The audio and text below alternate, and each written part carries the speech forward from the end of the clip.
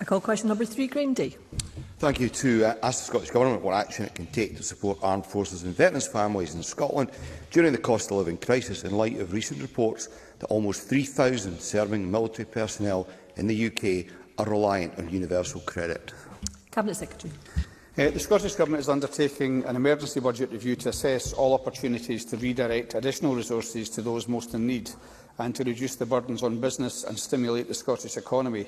There is also further support available to the Armed Forces community, and I know that the member will be aware, given how instrumental he was in making sure this happened, which includes the £500,000 provided annually through the Scottish Veterans Fund, which launched earlier this month. And this year, that fund prioritises projects which offer support to those affected by the cost of living crisis.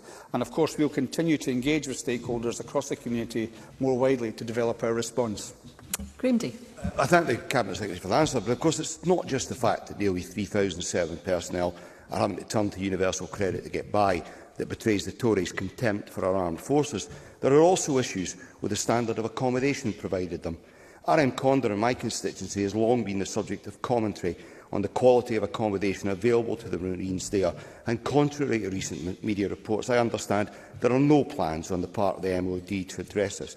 Does the Cabinet Secretary agree with me that it is long past time we saw proper investment in the accommodation element of military facilities in Scotland to bring them up to an acceptable standard? Cabinet Secretary. Well, I quite agree with the member. The Scottish Government recognises the dedication of the men and women who are willing to serve their country, and that they themselves and their families rightly deserve quality accommodation that meets their needs. They have a budget of £48 billion in the MOD, and they are failing to meet their responsibility to address this matter.